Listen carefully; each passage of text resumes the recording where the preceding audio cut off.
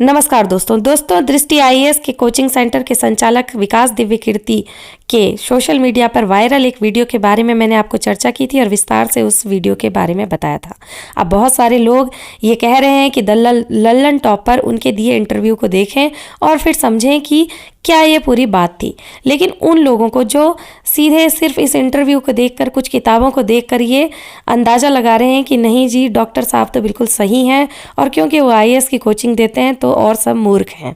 उन लोगों को मैं ये बताना चाहती हूँ कि अपनी बुद्धि का भी इस्तेमाल कर लेना चाहिए और किसी का भी अंधभक्त नहीं बनना चाहिए, क्योंकि उसका क्या एजेंडा है आपको नहीं पता है। आप पूरा वीडियो ये सुन लें और जो लोग इस प्रकार की बातें कर रहे हैं उन्हें भी ये वीडियो दिखाएं और पूरी बात को समझाएं अच्छी तरीके से। सबसे पहले तो मैं ये बता दूं कि किसी ग्रंथ में किसी कवि ने ये कहा है, ऐसा कहकर किसी का भी बात को कह देना और उदाहरण दे देना, कुछ पन्नों के फोटोग्राफ स्क्रीनशॉट शेयर करके उस बात को सत्य साबित कर देना, ये काफ़ी नहीं होगा। आपको बता दूं कि वाल्मीकि रामायण नाम से सिर्फ गीता प्रेस द्वारा नहीं, बहुत सारी प्रेस द्वारा छापी जाती हैं किताबें और आर्ष ग्रंथों की भी किताबें छपी हैं, जिसमें कि लास्ट जो अध्याय है वो सिर्फ राम के राजमुकुट पहना देने तक का ही है, उसमें और आगे कोई भी अध्याय नहीं है, जैसा कि आप इस पुस्तक में देख सकते हैं। और ये वाल्मीकि कृत रामायण ही है। बाकी जितने भी आपने देखा होगा कि पुस्तकें छपती हैं, यहाँ तक कि गीता प्रेस तक की भी, उसमें भी उत्तरकांड है और बहुत सारे श्लोक आदि जोड़े गए हैं। आप पर डिपेंड करता है कि आप कौन सी बुक पढ़ रहे हैं और किस पर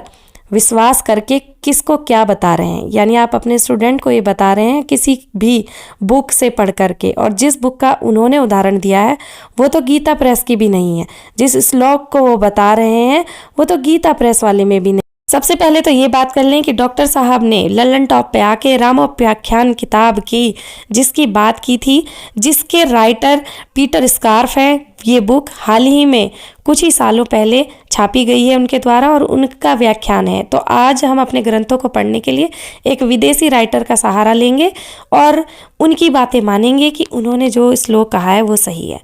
और डॉक्टर साहब ने जिस दूसरे महान राइटर की बात करी है वो है पुरुषोत्तम अग्रवाल, जिन्होंने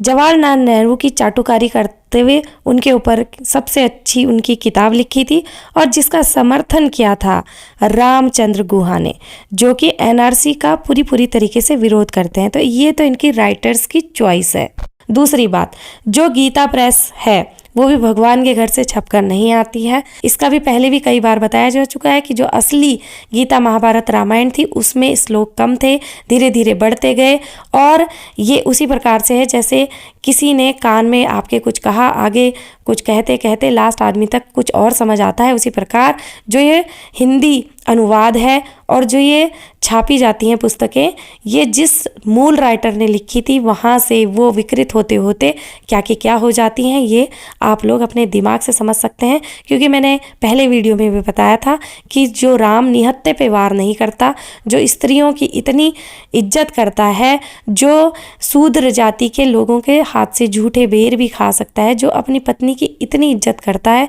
कि उसकी सोने की मूर्ति बना करके तब जाके हवन में बैठता है, जहाँ उनके बीच में इतना प्रेम है, वो कभी भी अपने पत्नी को इस प्रकार के वाक्य नहीं कह सकते। और क्योंकि बीच में आपने एक और व्याख्यान पढ़ा होगा, जब हनुमान जी सीता को लेने गए थे तो सीता ने क्या कहा था? सीता ने कहा था कि मैं अपने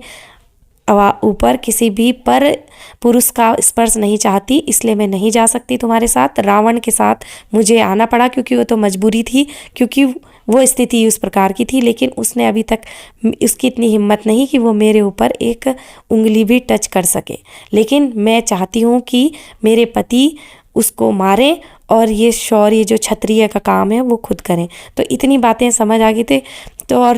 हनुमान जी ने ज़रूर राम जी को ये बात बताई होगी। इतनी अकल, इतना दिमाग तो हम भी रख सकते हैं। और जब इतने बड़े टीचर इतनी सारी बातें बता ही रहे हैं, इतनी बातें वो कर रहे हैं कि लेखक ऐसे कर देता है, पात्र ऐसे हो जाते हैं, ब्राह्मण ये है, ब्राह्मण वो है, शूद्र के साथ ये कर दिया, जब इतनी फालतू बातें जो नहीं भी हैं उस बुक में वो बता रहे हैं, तो ये बात भी उन्हें बतानी चाहिए अगर उनके अंदर कॉमन सेंस है, दिमाग है। और रही लल्लन टॉप की बात, जो लोग उसको सर आंखों पर बिठा रहे हैं और गुणगान गा रहे हैं, वो इतना समझ ले कि नुपुर शर्मा ने भी यही बात कही थी किताबों से निकालकर। तब उन्होंने कोई भी उनका साथ नहीं दिया था, बल्कि एक ट्वीट किया था जिसमें उन्होंने नुपुर शर्मा के लिए ये लिखा था, जो कि आप स्क्रीन पर देख सकते हैं, पढ़ सकते हैं। और अब जब एक व्यक्ति ने इस प्रकार की बातें की हैं, क्योंकि वो पहले आके उनके चैनल पे इंटरव्यू दे चुके हैं, स्पॉन्सर कर सकते हैं, पैसा दे सकते हैं, खिला सकते हैं, इतना पैसा है उनके पास,